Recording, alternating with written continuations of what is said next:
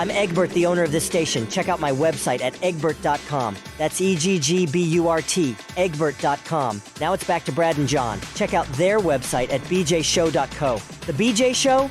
Come on, guys. Anyway, here's B and J. Well, the big news in politics, obviously, is the Republican National Committee, or the convention, which is going on up in Milwaukee. With just yesterday, John made a tremendous compliment of the city. Wasn't that where you was talking about Milwaukee, about what a great place that was, John, wasn't it? On Monday, yeah. What did you say about Milwaukee again? I said it sucks. I said they're a second-place city. They'll always be Gorman Thomas swinging and missing at a Bruce Sutter high fastball to end the 82 World Series, and they'll always be a second-rate city. That's John Combest, who's not a friend of the Milwaukee Chamber of Commerce. Now, in order to find out if John is right, we have someone on the ground in Milwaukee, and let's see if this person will answer the phone and tell us if John is right or John is wrong. I say Milwaukee's a very nice city, and let's call this person. Good morning. Mary Elizabeth Coleman, you're on the air right now. How are you doing? I'm doing great. Thanks for telling me. John is once again, we have this issue where John can't directly interact with you, but John on Monday went Does he on. intentionally do this? Is this for real? Because I haven't heard him have this problem with anybody else. Well, it's my problem with the equipment here. It's my fault. But John went on the record on a show on Monday talking about how bad a city Milwaukee is. Now, you're there right now. Oh, no. Come on. Are you enjoying? See, I've been to Milwaukee several times. I think it's a very nice city. It's beautiful. Right there in the lake, has a lot of picturesque lakefront property and stuff like that. Yeah. Now, it's really lovely. And actually, my best friend's grandparents, when I was a little girl, were in Milwaukee. So I always thought it was like this incredibly great place, except that my best friend would disappear there for a couple weeks every summer, which is kind of a bummer. But no, it's beautiful. There you go, John. Okay, now, you got up there, what, Monday night, or did you get up there Sunday night? Yeah, I got up there late Monday. Late Monday. Now, John sent me a picture that you sent, I guess, or you sent him, or somebody sent somebody, of you and Vivek Ramaswamy. Boy, you're rubbing elbows. Yeah, I just saw him walking down the street. Really? I mean, it's such a small, it's like 18,000 is how big the stadium holds, which sounds like a tremendous number of people, but really that's like, a lot of the Republicans that are just kind of out walking around. Everybody's meeting and chatting and talking. And I brought my son Levitt with me, and we just saw him, and he was so gracious and willing to take a photo and wanted to chat a little bit, and actually sent a message saying, "Tell everybody in Missouri I said hello." I mean, he just couldn't have been nicer. So now, what have you been doing?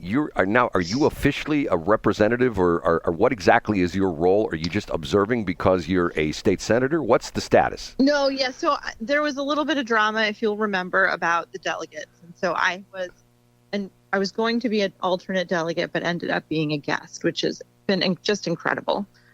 So you're just you don't, and I don't mean to demean this, but you don't have any. No, I wasn't an elector. That's right, I wasn't a voter. You don't have an official capacity there at the convention. That's right. No. Okay, now, as far as the vibe is concerned, I've seen a little bit this, online and watched a couple of the speeches. It seems like it's positive, over the top.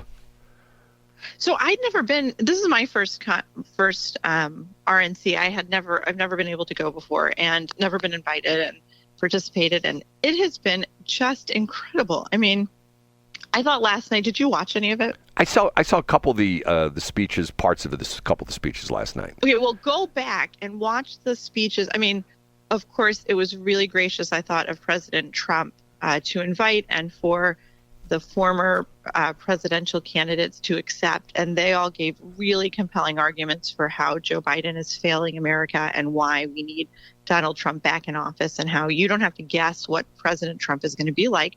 We have 4 years of data of what President Trump was like, and it was, pretty incredible. The secure border, low prices, security and safety, world, peace. We didn't have 2 major wars broken out because people knew that Donald Trump was serious, and how a strong president means less war, not more. Anyways, they all gave compelling speeches. Our own Eric Schmidt gave a wonderful speech. But the thing that I want everybody to go back and watch if you get a chance is the moms. I mean, moms everywhere from, Sarah Huckabee's national names that but to moms who've lost their kids in the fentanyl fight, moms who've lost their kids to violence on the streets, moms who are worried about this country. And I think, listen, there is nobody like a mom on a mission to protect her kids who's going to take back this country. And so if you want to hear some incredibly powerful speeches, Laura Trump, I mean, every single mom who spoke, you just know they're not going to let this happen to our country anymore, and we're going to fire Joe Biden. And I guess that's especially important in the fact that a lot of times Trump gets the maybe not deserved aspect that women don't like him, that he's a terrible person and he's a womanizer, and they don't like him because of that. Well, listen, they tried to, all the Democrats, all the celebrities, all the media, they loved Donald Trump until he ran for president with an R behind his name. Right, exactly. And then they tried to ruin his reputation. They've tried literally everything. They've tried lying and falsehood against him, indictments and impeachment and convictions and even an assassination attempt. And what you've seen is a guy who loves our country and hasn't backed down. And they just lie about, remember, we're all deplorables because we want safe borders, that we want our kids to be safe in the streets. I mean, it's just, I think the lie that the left has continued to say, which is that women don't support Republican policies, we don't support Trump, that we're, racist, homophobic, terrible people. They just lie. That is American Elizabeth Coleman, who is up at the RNC in the wonderful city of Milwaukee, as opposed to what John says about it. Now, it's really beautiful. What's on the agenda for today and tomorrow for you? So there's more, up at the RNC, there's more events. We're going to hear another round of speeches we haven't heard yet from the vice presidential candidate, J.D. Vance. Have you had a chance to read his book? I have not, and I've been admonished by a couple different people that I've never read it. You have got to read it. Now, I think Cinder Girl by Holly Thompson Rader is a similar genre, talking about how the American dream is alive and well, and it's worth fighting for and preserving, speaking about moms on a mission. But we're going to hear from J.D. Vance, and then, of course, President Trump is going to give his speech as well. So lots more to come at the RNC. Like I said, I'd never gotten a chance to go, but it's been just incredible with the Republican Party laying out what our vision is for America and how the fear-mongering and the lies of the left really don't hold water. And even if you don't like President Trump, even if you think that he's tactless or he's a mean tweeter or whatever, you just have to think, were you better off under a Biden administration or a Trump administration? And nobody can honestly say they're better off now. I mean, you'd have to be pretty callous of a liar to say, no, things are better now than they were then. We had energy independence. I mean, it's just like the list goes on and on. You're rubbing elbows with the important people up there. I happen to know a few important people now, and I don't know if I should tell you this or not, but I have a friend of mine who is very, very, very close to Trump, and he's leaked me his speech, and can I read you the first couple sentences of Trump's speech? I hope you will. He steps up to the podium. He looks around, looks left, looks right, looks straight ahead, and he says, "Friends, Americans, and countrymen, lend me your ears." I mean, it's a laughing matter because thank God President Trump survived, but when you look at this point in America right now under Joe Biden, and you're wondering, the question is whether it was an inside job or sheer incompetence of the Secret Service, like that's where we're at as a country, and people are really rightly afraid of it. And we have seen the left's lies about literally everything from laptops to saying that, President Trump called both sides fine people, to the Russian hoax. I mean, it's just like, people have just tried everything, and the more they throw, the more you see how strong the Republican Party is, how strong our vision is, and I'm really looking forward to November when we fire Joe Biden. It's going to be interesting. Mary Elizabeth Coleman, we will talk to you a little bit down the road. Appreciate you taking my call this morning. Thanks for having me on and talking about what a great city Milwaukee is. And I have to pat myself in the back. I don't do this very often, but I went through a whole interview with you and never called you anything but Mary Elizabeth Coleman. How's that? That's lovely. Thank you. Okay, have a good one. Have a great day. Bye, Brad. Bye-bye. What a nice lady. She's fantastic, isn't she? Yes, and now it's 2-1 against John. Two people say Milwaukee's a nice city. Hey, there's plenty of things I'm wrong about. And you know what? If I was in Milwaukee and I was a Milwaukee guy and I grew up a Brewers fan, I would say St. Louis sucks. And I would be sipping a Miller beer and I would be saying, who wants to drink that terrible Budweiser? And who wants to go where it's really humid?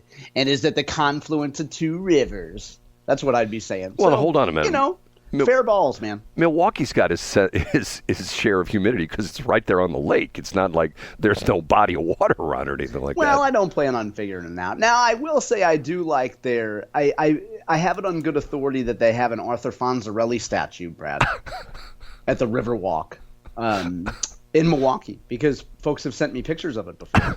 And I do like Arthur Fonzarelli, so we'll give him a little credit there. Yeah, he gave us a very important term of jumping the shark. So if he sure did, right? Right, that's become part of the American language as far as he jumped the shark, and which is sort of an interesting term.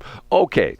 By the way, to me, to be totally upfront about this, not once did Mary Elizabeth Coleman mention that she's running for Secretary of State. But there you go, Brad. But if somebody would like equal opportunity, and there's 7 other candidates, I will give you my phone number, area code 314-280-8880. You can text me, you can call me at that number if you would like the same amount of time, and I think we gave her 8 minutes and 30 seconds. We'll be more than happy to give each and every one of the other candidates 8 minutes and 30 seconds of time here on the show if they want it. So, there's the offer, 314-280-8880. Did I cover the bases, John, you think? I think so, and you'll give them 8.5 minutes on the way when you're driving to Schnucks after the show to pick up a donut and say hi to a homeless guy who's unappreciative of your efforts. Yes, they can get 8.5 minutes in the car on your way to Schnucks. I love it, Brad. No, I'll give them 8.5 minutes on the air. That's what we'll do. Okay, lots of stuff to talk about. Let me see. Look at my list here. What do you got as far as, I should be better prepared. I'm not. This morning has been bad. Well, I'll tell you a couple things, Brad. So there's plenty of stuff that, doesn't make the top 3 when we run through. There's going to be a huge $400 million in federal money coming to St. Charles County to make chips, Brad, to make semiconductors. We don't want all of our semiconductors coming from China or Taiwan. And so St. Charles County, the name of the company is Global Wafers Company. And they're going to get up to $400 million in funding to make semiconductors right here in St. Charles County, Brad. I have a friend of mine that worked in this field for years and years and years. And every time one of these kind of questions come up, I will defer to this person.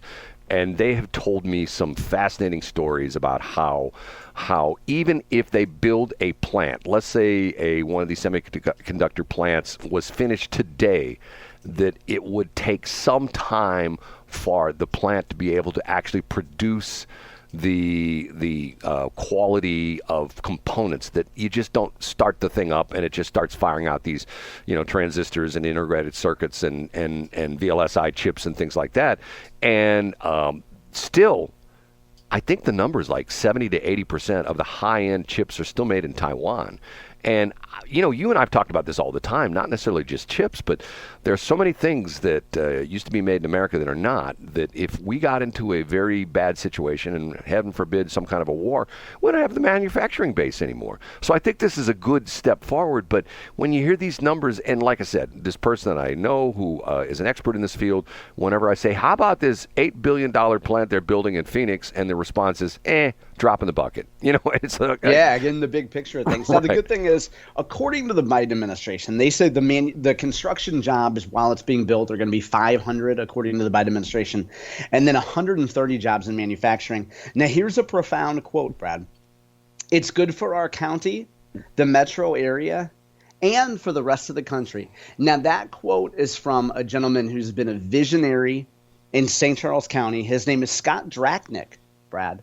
And he has been one of the only people, as I understand it, that's been advocating for, I don't know, what kind of term should we use? Maybe Westplex?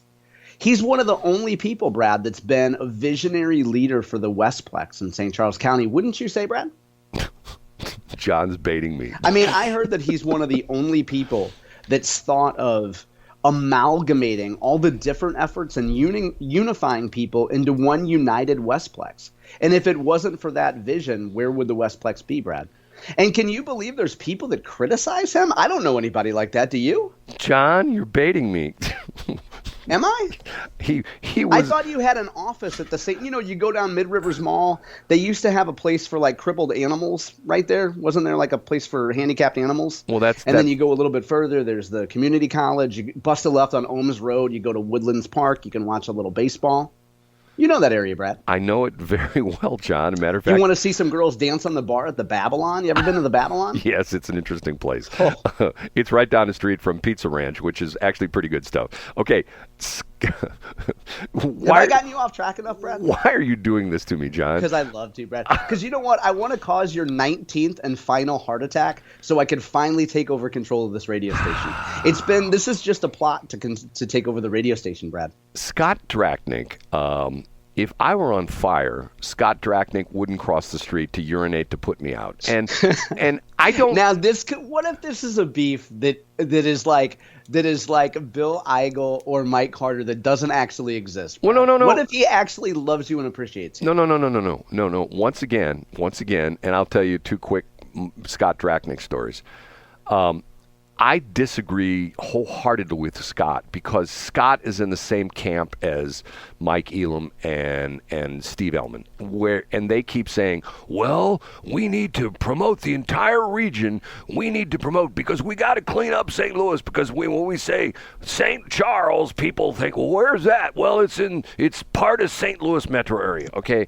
I vehemently disagree with that, and I think it's abundantly clear that the mayor of St. Louis has no intention of fixing the crime problem in the city of St. Louis. So my motive is that we distance ourselves from that, and instead of calling us part of the St. Louis region, we call ourselves the Westplex, and that is the 8 communities, O'Fallon, St. Peter's, yada, yada, yada, that comprise probably 95% of the population. And Scott is one of these guys that all he wants to do is talk to Fortune 500 companies and bring in Fortune 500 companies. I know people are going to say, well, hold on a minute, the EDC has the biggest business incubator.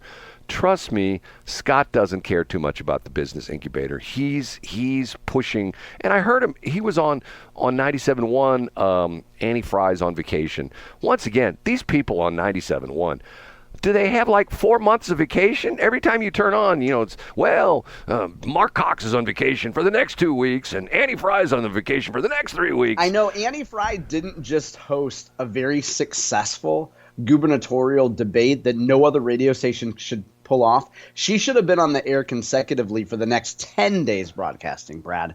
Why should she get a break after hosting a successful gubernatorial debate? Go ahead. And look at all the things she's missing from not being on the air this week because of the fact, first off, the assassination attempt, and then all the other stuff that's going on. Well, back to the Scott Drachnik thing.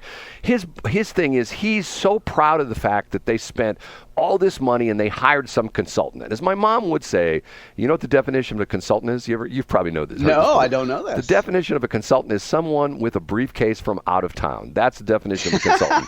So, I like that. In other words, if they don't live here and they have a nice briefcase and they had to fly in to give you advice, they're a consultant. And they're putting together this 5-year plan. Well, you know what? What's frustrating to me is I'm the guy, the small business guy, who keeps saying, look at the numbers. Depending upon which number you look at, 80 to 90% of the businesses, the people who are employed in the United States are employed by small business, not by Exxon, not by Boeing, although, thankfully Boeing has lots of people here in the St. Louis area. But the majority of the people who have a job in the United States are working for a small business. And once again, I think Scott just doesn't give a poop about the small business people. And that's my opinion, Yeah, but I want to get Brother Shahid from 100.3 The Beat and Hallelujah 1600 in to see if he thinks that Scott Drachnik might be a little fruity booty. You know what I mean? John. And then we could have Cori Bush there, and she could point to Brad Hildebrand and say, free white man. Okay. He's a free white man. Can I tell you something I've never told anybody before? Please do. One of my favorite days of the year is April 1st. I love April Fool's Day. I love April Fool's Day. Yeah. And you post wacky stuff to Facebook, as you've told us. All day long. I went on Scott Drachnick's Facebook page, his personal page, and put a post on there about, hey, congratulate Scott Drachnik. He's taken a job with a new organization that's promoting the East Side, and it's going to be headquartered in Sauget. And I came up with some acronym about, I think it was like I used the word strip. That was the acronym where stop, support. I can't remember what it was. And OMG, did I pay a price for that? I got... Oh, yeah, whatever. I mean, what are people going to do? Well, but once again, to me, if people don't have a sense of humor, I feel sorry for them. And to me, the highest form of flattery, like we talked about this, is when you're giving somebody S, if you know what I'm saying. S blank T. Yeah, of course. Right. But no, not Scott Drachnik, because he's an important guy, and he's got a 5-year plan, and he hired a consultant. Have I said enough, John? I think you have, yeah. And with the last name like Drachnik, are we sure he's not a Russian agent? I think he's got big teeth that come out and he bites you in the neck and sucks sucks blood out of you or something like that. He's related to Dr. Acula. That's a Mitch Hedberg joke. I can't take credit for that. Okay, we got to take a break. Thanks for checking out the Brad and John Show podcast. This segment of the show is brought to you by John Combest's book, Stalking, Harassment, Internet Trolling, A Guide to Recovering and Rebuilding After Online Attacks. It's a great reference if you've ever been the unfortunate target of a social media attack. It's available on Amazon. Just search John Combest. That's Combest, John Combest, and the book will show up in your search results. Now it's time for another segment of the Brad and John Show. Can you handle it?